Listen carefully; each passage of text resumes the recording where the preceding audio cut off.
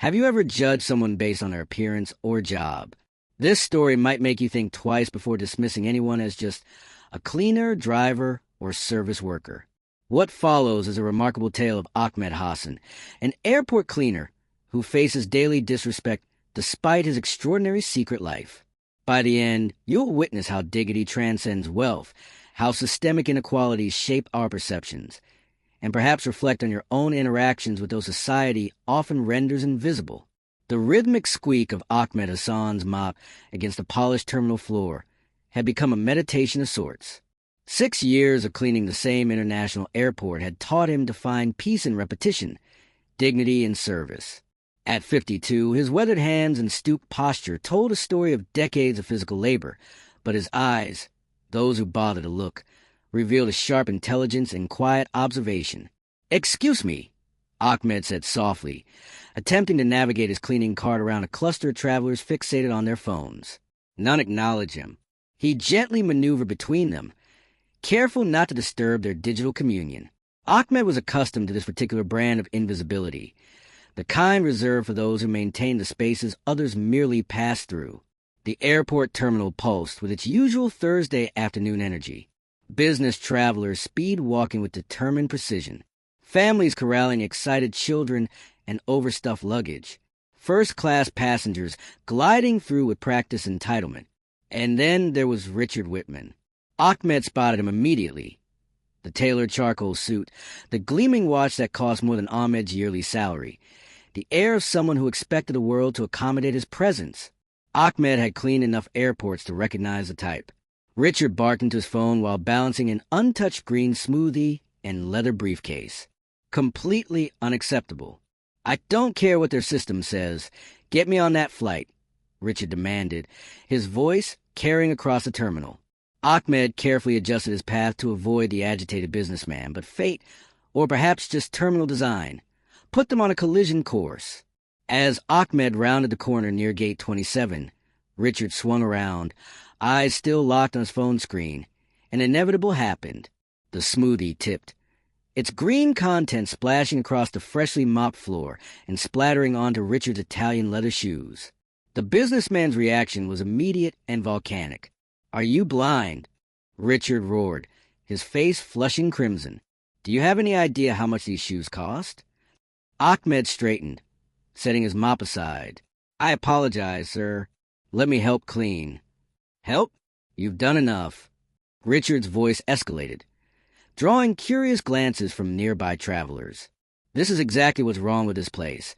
Hiring people who can't even perform basic tasks without creating disasters. A small crowd began to form, the universal human attraction to public conflict pulling attention away from departure screens and boarding announcements. Ahmed felt their stares, the weight of collective judgment falling on his uniform, his accent, his position at the bottom of the airport hierarchy. "Sir, I understand you're upset," Ahmed began, his voice measured and calm despite the humiliation burning in his chest. "I'll get this cleaned immediately." "You understand nothing," Richard sneered, gesturing at Ahmed's uniform. "If you understood anything, you wouldn't be pushing a mop at your age. Some of us made something of ourselves." The word stung more than Ahmed allowed his expression to reveal. If only this angry man knew that Ahmed's hands had once signed documents worth billions, that he'd built companies employing thousands, that choice rather than circumstance had led him to this moment. Among the onlookers, Sophia Chun, a flight attendant waiting for her connection, stepped forward. "Sir, it was clearly an accident. There's no need to speak to him that way." Richard turned his fury toward her. "Stay out of this. The man needs to learn to watch where he's going. And you need to learn basic human decency," Sophia replied coolly. Richard's phone buzzed, momentarily diverting his attention. "This conversation is beneath me," he muttered, storming off toward the premium lounge, leaving the mess behind. Ahmed nodded gratefully to Sophia as he began cleaning the spill. "Thank you for your kindness. I hate seeing people treated that way," she said, kneeling to help pick up larger pieces of the plastic cup. "I'm Sophia." "Ahmed," he replied simply. "Don't let him get to you." "Ahmed." Some people forget that the job someone does isn't who they are. Ahmed smiled. A wise observation. The uniform we wear rarely tells our full story. As the crowd dispersed and Ahmed restored the floor to its gleaming state, his phone vibrated in his pocket. The screen displayed a private number he recognized immediately. Mr. Hassan came the formal voice of his chief financial officer.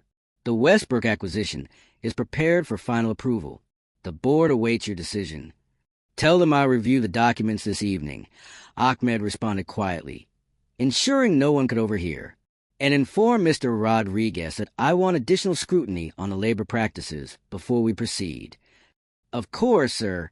Will you be attending tomorrow's foundation meeting? Ahmed glanced in the direction Richard had disappeared. Yes, our education initiative needs attention. I want to expand the scholarship program for service workers' children.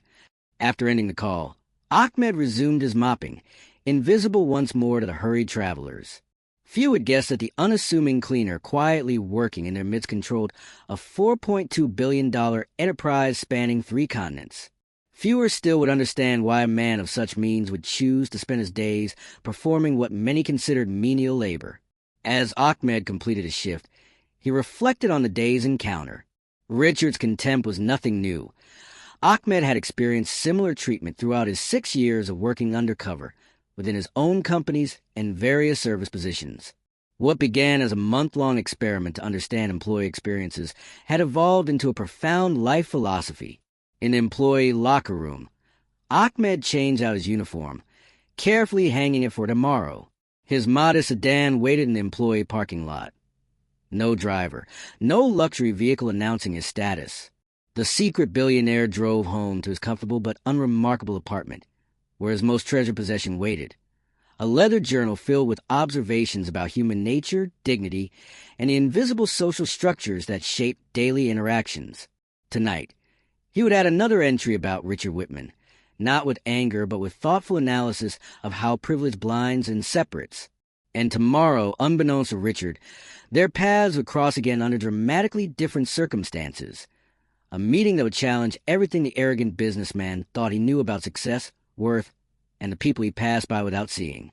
The Horizon Investment Group's Manhattan headquarters occupied the top 5 floors of a gleaming glass tower. Floor-to-ceiling windows offered panoramic views of the city where Ahmed had built his empire, starting 30 years ago with nothing but determination and an innovative waste management concept. Richard Whitman adjusted his tie in the elevator's mirrored wall, rehearsing his presentation points. After 15 years climbing the corporate ladder, today represented his potential breakthrough, a chance to secure funding from the notoriously selective Horizon Investment Group, known for backing only the most promising ventures with impeccable ethical standards. Remember, his boss had warned, Ahmed Hassan doesn't show up to most meetings himself, but his team embodies his values. They're looking for more than profit margins. The elevator doors opened to reveal a reception area of understated elegance, warm woods, living plants, and abstract art from emerging artists. Unlike the cold marble and steel of most financial institutions, Horizon Space felt intentionally human. Mr. Whitman?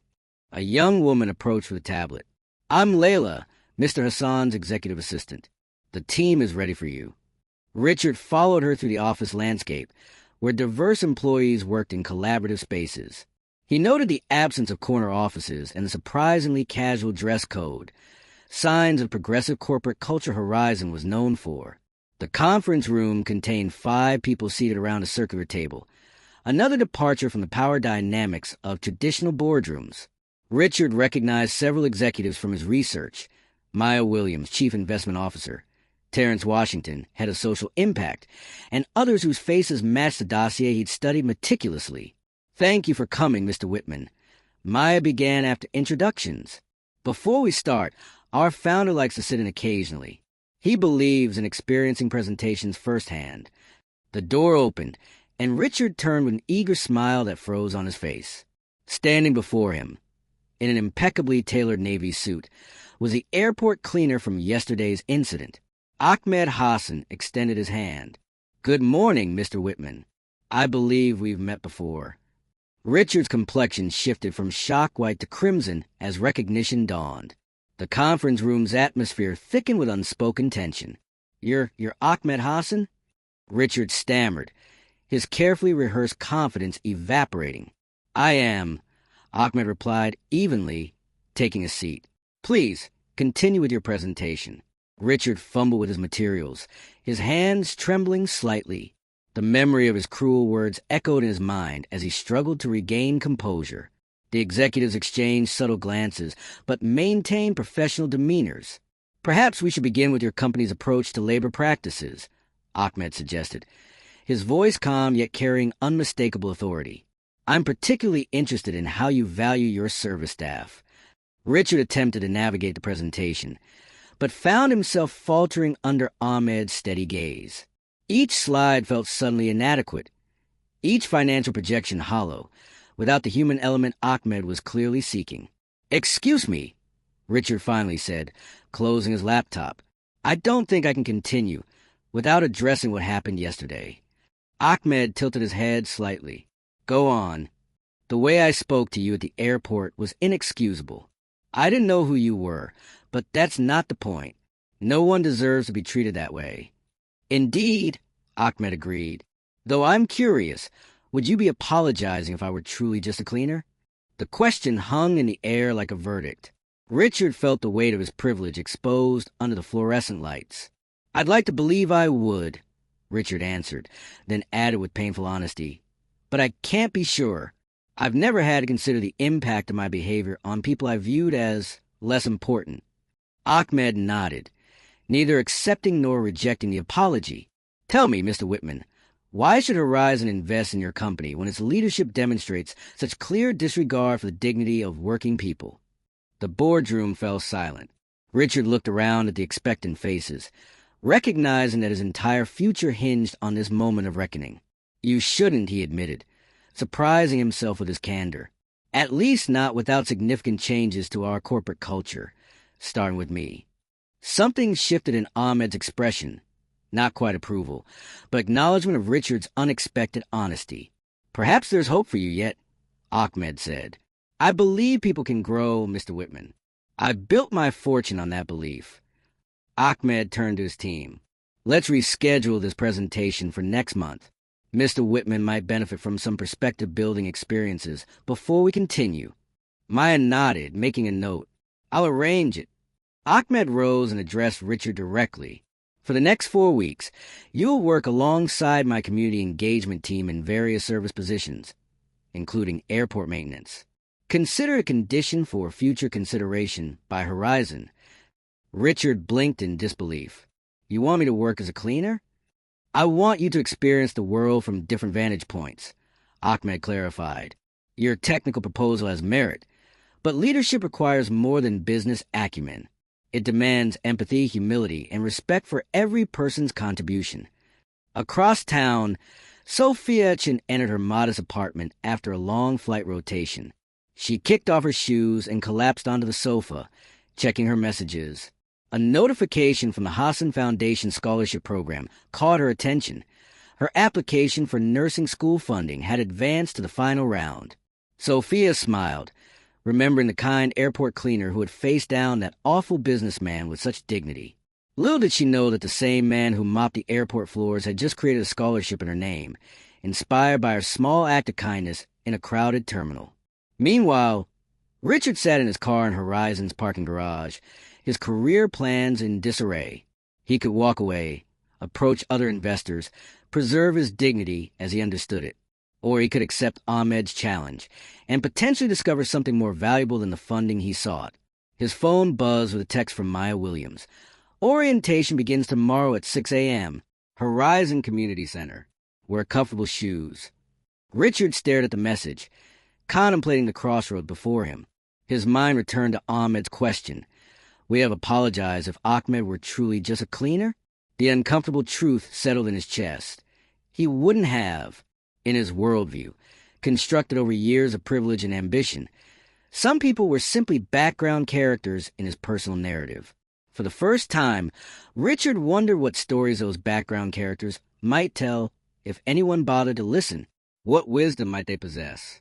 What potential remained untapped because society, because people like him, had decided their worth based on their occupation? As the afternoon sun cast long shadows across the city, Ahmed returned to his modest apartment, changing from his executive suit into comfortable clothes. Tomorrow, he would return to the airport, mop in hand, not because he needed to, but because he chose to.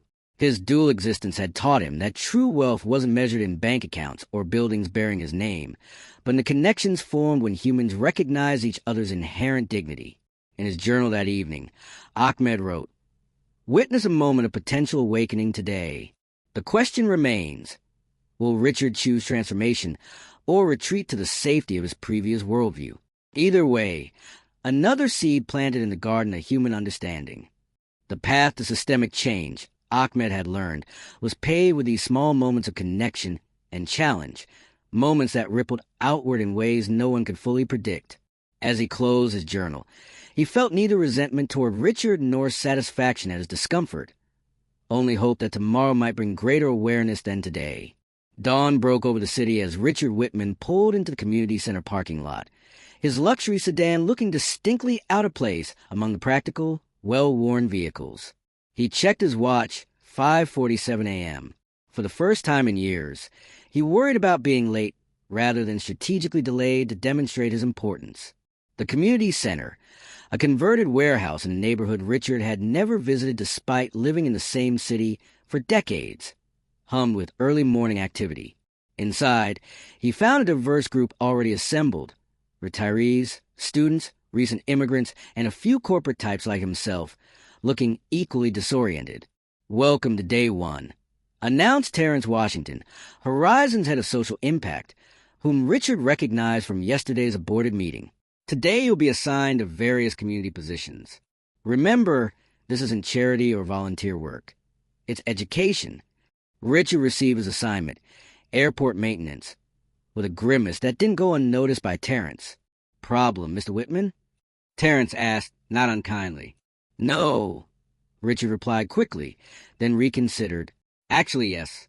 I'm not sure how cleaning toilets will make me a better business leader."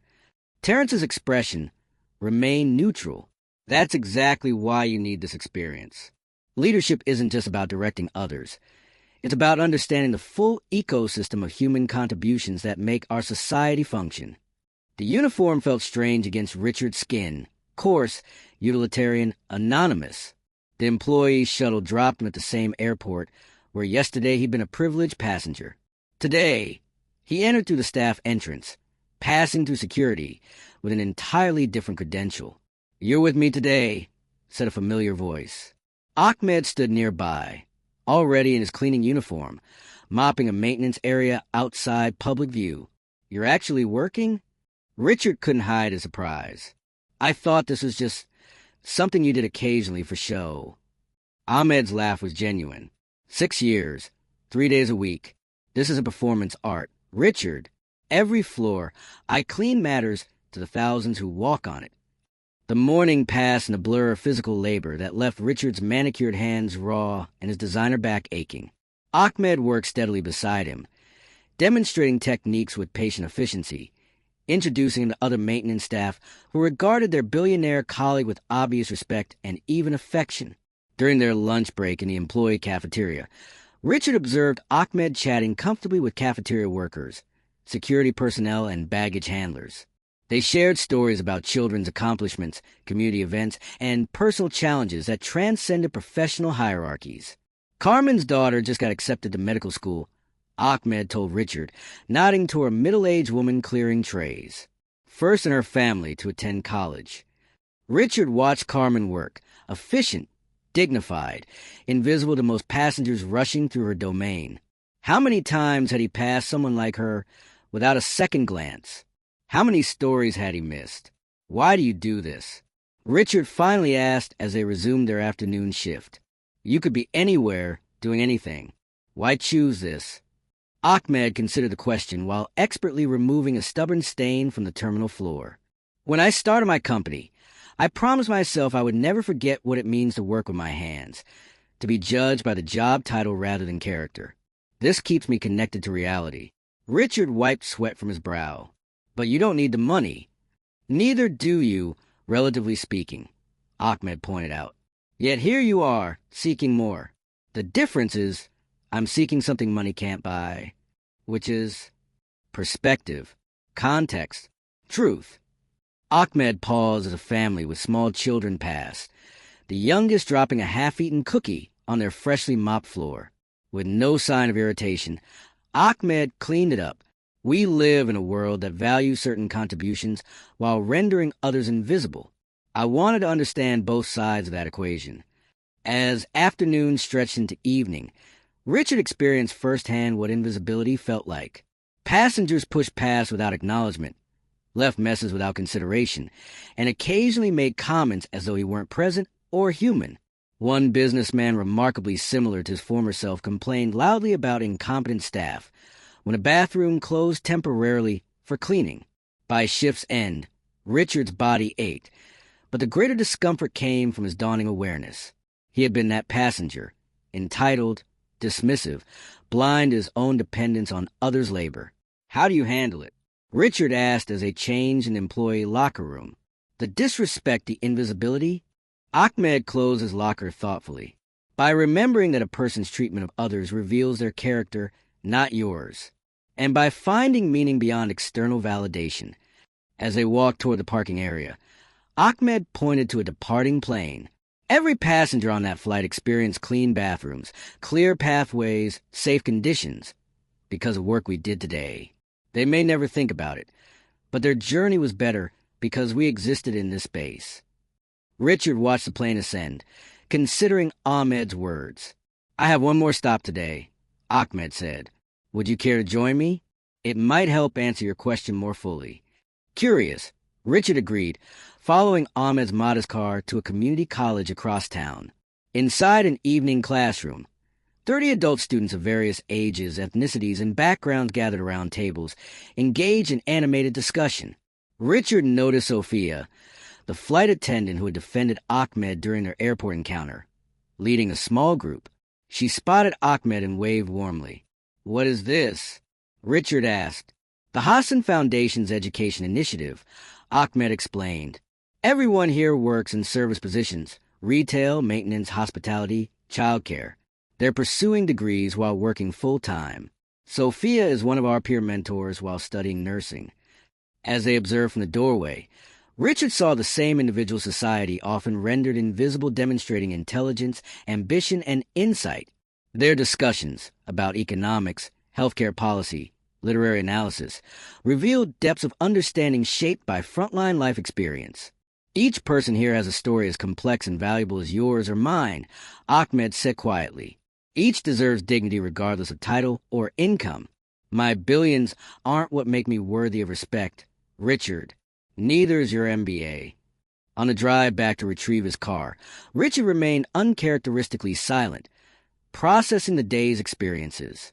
At the community center parking lot, he finally spoke. I've been looking at the world through the wrong lens. Ahmed nodded. Awareness is the first step. What comes next is your choice. Will you be at the airport tomorrow? Richard asked. I will, Ahmed confirmed. Floor duty, Terminal B. Save me a mop, Richard said, surprising himself with his sincerity. The following weeks transformed Richard in ways no executive retreat or business seminar ever had. Working alongside people he'd previously overlooked taught him lessons about resilience, dignity, and community that reshaped his understanding of success. When he finally returned to Horizon's boardroom a month later, his presentation had fundamentally changed. Rather than focusing solely on profit potential, he outlined a business model incorporating fair labor practices, advancement opportunities for service workers, and community reinvestment. I can't claim overnight enlightenment, Richard concluded honestly, but I've begun to see that true innovation must include human dignity at every level. Ahmed, seated once again at the conference table, studied Richard thoughtfully. And if we fund your venture, what personal commitment will you make to maintain this perspective? Without hesitation, Richard replied, I'll continue working one shift weekly in service positions within my own company, alongside regular employees. Not as a boss observing, but as a colleague learning. Later that evening, as Ahmed made his final notes in his leather journal, he reflected on Richard's journey. The investment committee had approved conditional funding for Richard's revised proposal. Seeing genuine transformation, in both the business plan and the man himself. Ahmed wrote, "Change happens one person at a time, one interaction at a time.